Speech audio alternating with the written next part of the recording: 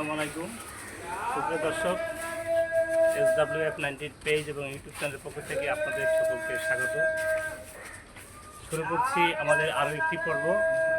আমাদের আজকে কৃষি উদ্যোক্তা যিনি রয়েছেন, খামারি সফল একজন উদ্যোক্তা জনাব আলমগীর ভাই। আপনাদের সাথে আমি তার সাথে পরিচয় করিয়ে দেবো। চলুন আমরা পরিচিত হই। ওয়ালাইকুম আসসালাম। ভাই কেমন আছেন? আপনার নাম কি? মোহাম্মদ আলমগীর। অনেক সুন্দর একটা নাম। বাদশা আলমগীরের গল্প আমরা শুনেছিলাম। তো আমরা যে আলমগীর ভাইয়ের সাথে আজকে পরিচিত হতে যাচ্ছি। আলমগীর ভাই, আপনার বাড়ি কি এখানে? আমার বাড়ি এটা আপনার বাড়ি। আমরা আশেপাশের খোঁজখবর নিয়ে জানতে পেরেছি যে আপনি এখানে চাকরির পাশাপাশি গরুর খামার করেছেন। এই গরুর খামারটি করার পরে আপনি কেমন আছেন? মাশাআল্লাহ, ভালো আছি। ভালো আছেন। আপনার পরিবারে কে কে আছে? সবাই আছে, মা বাবা সহ সবাই? আলহামদুলিল্লাহ, বাবা বেঁচে আছে, মা বেঁচে আছে, আলহামদুলিল্লাহ বলাই আছে। আলমগীর ভাই, আমরা একটু আপনার এই খামারটা ঘুরে দেখতে চাই। দেখাবেন চলে না? আমরা দর্শক, আমরা আলমগীর ভাইয়ের ছোট একটি খামার আমরা আপনাদের দেখাবো এবং আপনারা আমাদের সাথে থাকবেন ততক্ষণ। চলুন আমরা আলমগীর ভাইয়ের খামারটি ঘুরে দেখি।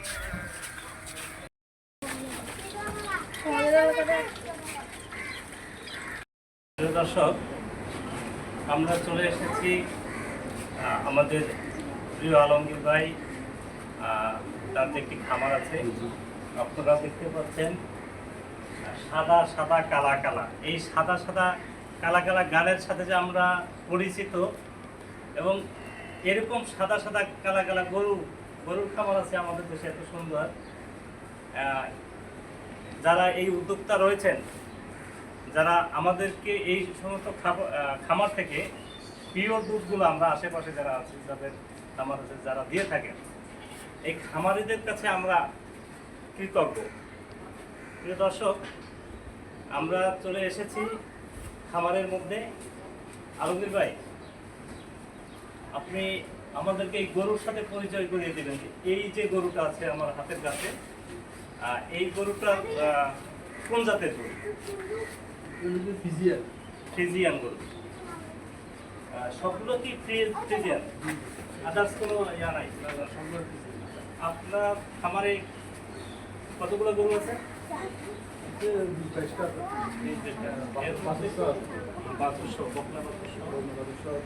20-22টা আছে। তো এই গরুগুলো গাভী কয়টা আছে? গাভী আছে আপনার 10টা, বকনা আছে 5-6টা। এই সামনে যে কোরবানি আসতেছে, কোরবানির একটা মৌসুম, এই কোরবানির জন্য আপনি কোনো গরু প্রস্তুত করেছেন কিনা, যা বাজারজাত করবেন, এরকম আছে? এরকম আশা করি দুইটা আছে। আমি গরুর বাচ্চা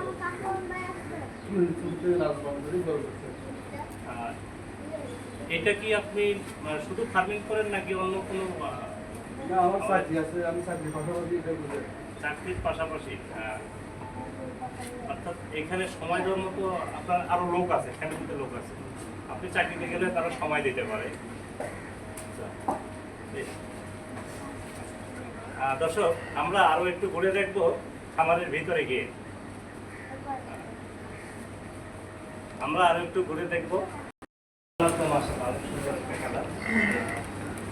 সবগুলোই সুন্দর, গরুর স্বাস্থ্য মোটামুটি ভালো আছে। আচ্ছা, এই রোগ ব্যাধি কিরকম হয়? রোগে আক্রান্ত হওয়ার সম্ভাবনা কেমন থাকে?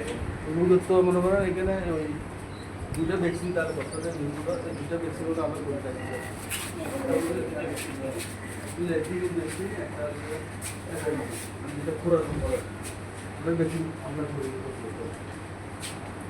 আপনাদের এই যে প্রজননের একটা ব্যবস্থা আছে, এটা কি আপনার না?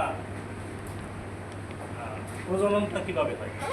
আমাদের যে সময় হলে যে গরু বাচ্চা দেবে বা এই প্রজননের একটা ব্যবস্থা দেখি ইনজেকশনের মাধ্যমে হ্যাঁ হ্যাঁ ইনজেকশনের মাধ্যমে না? ইংলিশের মাধ্যমে। তো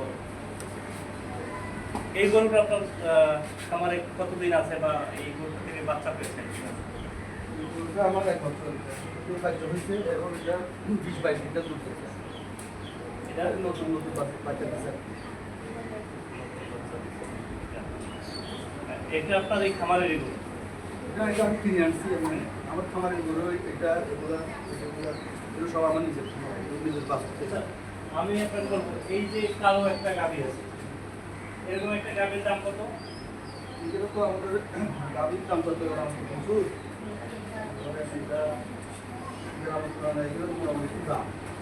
দামের তুলনায় এটা একটু দাম। এটা আমার কিনলে পড়া গরুটি আপনি কি খাবার দেন? কি খাবার এই দানাদার খাবার মিক্সার খাবার মিক্সার মিক্সার সব দানাদার এবং সব আইটেমের খানা এগুলোকে মিক্সার করে মানে প্রিয় দর্শক আমরা এই খামারটি ঘুরে দেখেছি এবং খামারটি আপনার যদি সামর্থ্য থাকে বা আপনার যদি আরো জমি থাকে হয়তো আপনি আরো খামারটা বড় করছেন। হ্যাঁ হ্যাঁ তো শহরে খামার করলে আপনারা এটা থেকে মোটামুটি লাভবান হচ্ছে এবং ঘাস এখানে কাছাকাছির ব্যাপার আছে কিনা কিভাবে বানানো গাছ এগুলো আমাদের এখানে আমাদের বাহিনী আছে ওখান থেকে আমরা গাছ নিই ওখান থেকে গাছ কেটে রাখি। বিমান বাহিনী এখান থেকে কিনে নিয়ে আসেন। না না ওখানে বিভিন্ন গাছ আছে গাছ আছে? প্রচুর গাছ আছে ওরা ফ্রি দেয়? ওখানে প্রচুর গাছ আছে তারপরে এখানে জমি বীজ দেওয়া আছে ওখান থেকে গাছ এই যে বাছুরটা আছে এটার বয়স কতদিন হবে? এটার 3 মাস 3 মাস। আচ্ছা, তো আপনার ছেলে মেয়ে কয়? আমার 2 মেয়ে ছেলে ছেলের বয়স ছেলের বয়স 10 বছর 10 বছর। ভবিষ্যতে ছেলেদের কি স্বপ্ন দেখবেন? ছেলের স্বপ্ন কি? ছেলে বলতেছে তো বড় হয়ে নাকি গরুর খামার দিবে বড় হয়ে বড় হয়ে গরুর খামার দিবে মানে গরুর ব্যবসা করবে। উদ্যোক্তা হওয়ার যে স্বপ্ন একটা আছে আল্লাহ আপনার সন্তানকে উদ্যোক্তা হওয়ার এই স্বপ্ন একদিন বাস্তবায়িত হবে এবং এই স্বপ্ন সাফল্য হয়ে ধরা দেবে। এই দোয়া আপনাদের জন্য আমার সবসময় আমাদের দর্শকরা দোয়া করবেন যেন এই আলমগীর ভাই যে উদ্যোক্তা আছেন আপনার খাবারে তো কোনো ইয়া নাই লোকজন নাই যে কারো কর্মসংস্থান হয় নাই আছে আছে আমাদের লোক আছে 2 জন আছে দুজন আছে এই খামারে দুজন কাজ করে। আলহামদুলিল্লাহ। প্রিয় দর্শক এই যে ছোট একটি খামার আছে এটা অনেক বড় না 20 থেকে 22টি গরু আছে গাভী আছে এখানে আরো 2 জন লোকের কর্মসংস্থান হয়েছে হয়তো আমাদের দর্শক যারা রয়েছেন আমাদের ভিডিওগুলো যারা দেখছেন যারা দেখে থাকেন আপনাদের মধ্যে যদি কারো ইচ্ছে থাকে যে উদ্যোক্তা হবেন তবে যারা পুরানা খামারি রয়েছেন তাদের কাছে পরামর্শ নেবেন এবং এই গাভী আলমগীর ভাই আপনি এই খামারটা করার কোনো প্রশিক্ষণ নিয়েছেন কিনা? না না প্রশিক্ষণ নিয়ে নেই আমি ইউটিউবে দেখতাম আর কি।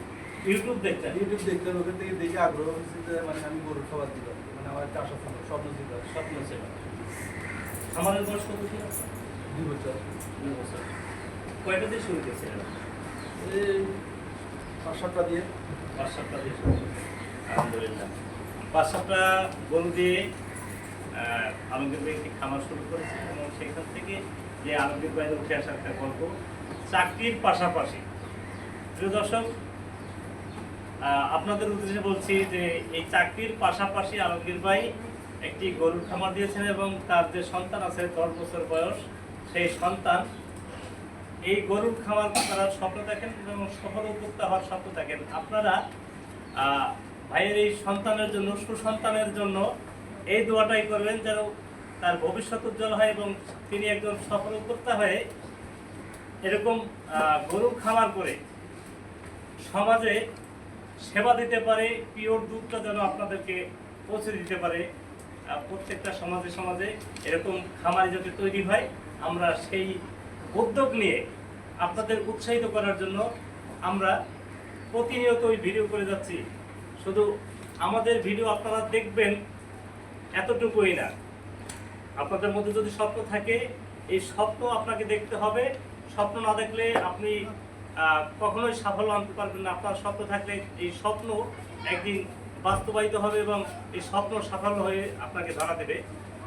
প্রিয় দর্শক, আমি বলবো যারা ছোট করে উদ্যোক্তা হতে চান, কাজের পাশাপাশি যাদের বাড়িতে জমি আছে এবং খামার করার মতো, গ্রামে যারা রয়েছেন, আমাদের আলমগীর ভাই কিছুক্ষণ আগেই বলেছেন যে তিনি এই যেখানে করছেন এটা হচ্ছে শহরের ব্যাপার।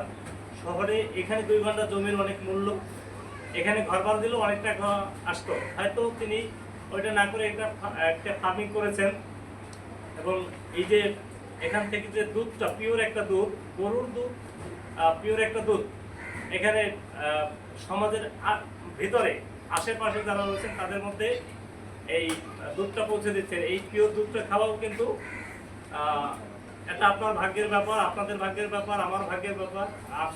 আশেপাশে খামারি যারা রয়েছেন হয়তো এই পিওর দুধ আমার বাসায় চলে যায়, আমিও নিয়ে থাকি। তো আপনারা যারা পিওর দুধ খাইতে চান, এই যে প্রাণ কোম্পানি কিংবা অন্যান্য কোম্পানি আছে যারা দুধ নিয়ে হাত বদল করে বেশি দামে দুধ বিক্রি করে, হাত বদল যাতে না হয়, আপনারা যারা বাগেরহাট, খুলনা কিংবা অন্য অন্য জেলায় রয়েছেন, আপনার উপজেলা, আপনার ইউনিয়নে, আপনার হাতে নাগালে যদি একটি খামার থাকে তাহলে আপনি দুধটা সস্তায় খেতে পারবেন। এবং আপনার বাড়ির পাশে যদি খামারে থাকে, আপনি গোস্তটা, এই যে গরুর গোস্তের এত দাম, সবারই আমাদের একটা অভিযোগ থাকে গরুর গোস্তের দাম বেশি। আপনারা চিন্তা করে দেখুন, বাগেরহাট কিংবা কুষ্টিয়া থেকে যদি চট্টগ্রাম গরু আসে, সেই গরুরা আনার জন্য, নিয়ে আসার জন্য যে কস্টিং আছে, সেই কস্টিংটা কিন্তু আপনাকে আমাকেই ভোগ করতে হয়। আপনার আমরা যারা ভোক্তা রয়েছি, এই ভোক্তার পকেটের টাকাটাই কিন্তু কোথায় যায়? এই গাড়ির পিছনে যায়। এই গাড়ির পিছনের যে ব্যয়টা, এটা কিন্তু আসলে গাড়িতে চলে, গাড়ি তো আর ফিরিয়ে আনবে না। এই কারণেই আমাদের এই গরুর গোশত হয়তো বেশি দামে খাওয়া লাগতে পারে এবং গরুর দুধটাও একটু বেশি দামে খাওয়া লাগতে পারে। অর্থাৎ যারা উদ্যোক্তা রয়েছেন তারা হয়তো আস্তে আস্তে ধীরে ধীরে সফল হয়, কিন্তু যারা এই হাত বদল করে, শুধুমাত্র হাত বদল করে, তারা বেশি লাভবান হয়। উদ্যোক্তারা লাভবান হয় খুব কম। এই কারণে আমাদের যে বক্তব্য, আমার যে কথা, দর্শক যারা রয়েছেন, আপনার বাড়ির পাশে যদি একটি খামার থাকে তাহলে আপনি সস্তায় দুধ খেতে পারবেন। অর্থাৎ যে কোনো পণ্যের উৎপাদন যদি বাড়তে থাকে, সেই পণ্যের দাম একটু কম থাকে, বাজার মূল্য কম থাকে, এটা আমরা সবাই জানি। সেই কারণে আমি বলবো যে গ্রামে গঞ্জে যারা রয়েছেন, বেকার যারা রয়েছেন, বাংলাদেশের কর্মসংস্থানের খুবই অভাব।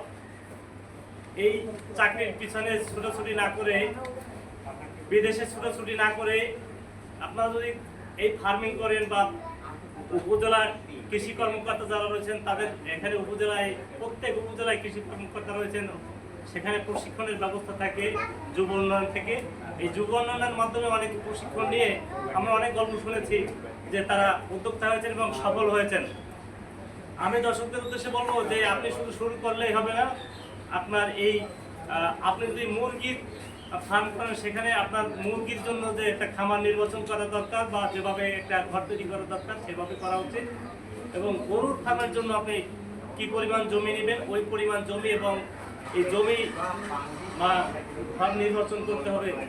সব কিছু নির্বাচন করেই আপনার যে প্ল্যানিং থাকবে, আপনার প্ল্যানিংটা যদি সঠিক হয়, তাহলে আমি বলবো যে প্ল্যানিং যদি আপনার সঠিক থাকে, তাহলে আপনার এই সফলতার পিছনে অর্ধেক সফলতা আসবে আপনার এই প্ল্যানিং থেকে। আপনার প্ল্যানিং থাকতে হবে এবং এই নির্বাচন, আপনি কোন ঘর, কোন পশু প্রাণীর জন্য নির্বাচন করবেন সেটা আপনার ব্যাপার, শুধু আপনার ব্যাপার না। এটা পরামর্শ দিতে হবে যারা উদ্যোক্তা রয়েছেন, পুরোনো উদ্যোক্তা, সফল উদ্যোক্তা যারা রয়েছেন, তারা তাদের পরামর্শ নেবেন। এবং সরকারিভাবে উপজেলায় যারা রয়েছেন, তারা গ্রামে ঘুরে দেখবেন যে কোথায় কী করা যায়। কৃষি কর্মকর্তা যারা রয়েছেন, যদি আমার এই ভিডিও আপনাদের কাছে পৌঁছে যায়, তাহলে আপনারা ঘুরে দেখবেন যে কোন এলাকায় কোন প্রাণী বা কি চাষ করলে ভালো হয় সেই ধরনের পরামর্শ আপনারা দেবেন। প্রিয় দর্শক, ভিডিও আর দীর্ঘায়িত করবো না। SW19 পেজ এবং ইউটিউব চ্যানেলের পক্ষ থেকে আপনাদের সকলকে স্বাগত জানাই। সবসময় এই উদ্যোক্তাদের পাশে থাকবেন, উদ্যোক্তাদের সাপোর্ট করবেন, আমাকে সাপোর্ট করবেন। হয়তো আপনারা আমার ভিডিও দেখে যদি দু একটি কমেন্ট করেন, তাহলে আমারও হয়তো কাজের একটা পরিধি বাড়বে এবং এই কাজটা চালিয়ে নেওয়া সম্ভব হবে, উৎসাহ পাবো আমি। মানুষ কাজ করার জন্য উৎসাহ দিতে হয়, কিছু করার আগে উৎসাহ দিতে হয়। উৎসাহ ছাড়া কাজ করলে এই কাজে তেমন একটা লাভবান হওয়া যায় না। আলোকিত ভাই, আমাদের দর্শকদের উদ্দেশ্যে কিছু বলবেন? চাকরিটাকে চাকরির পাশাপাশি গরু খামার করবে, নাহলে বাজারে গরুর খামার করবে, আপনি শহরে করছেন, আপনি লাভবান হচ্ছেন। মোটামুটি আছে, আমার লাভবান আছে। অর্থাৎ আপনার বক্তব্য হচ্ছে যে গ্রামে যারা থাকে তারা করলে তো গ্রামের জমির দাম কম বা জমি থাকে সবার কম বেশি, তারা করলে ঘাস লাগানোর ব্যবস্থা থাকে, এই জন্য গ্রামে থাকলে আরো বেশি লাভবান হওয়ার সম্ভাবনা বেশি। প্রিয় দর্শক, আপনারা শুনছিলেন এই আলমগীরদের কথা, যে তিনি বলেছেন গ্রামে যারা রয়েছেন তারা যদি গ্রামে এগুলো করে, গ্রামে ঘাস চাষের একটা ব্যাপার আছে, এখানে জমি থাকে, পর্যাপ্ত জমি থাকে, তাহলে গ্রামে যারা থাকবে তাদের জন্য আরো বেশি লাভবান হওয়ার সম্ভাবনা রয়েছে। এখানে এই ভিডিও শেষ করব। খোদা হাফেজ, সবাই দোয়া করবেন, নিজে ভালো থাকবেন এবং আপনার প্রতিবেশীকে ভালো রাখবেন, এই প্রত্যাশায় SW19 পেজের পক্ষ থেকে আজকের ভিডিও শেষ করছি। আল্লাহ হাফেজ।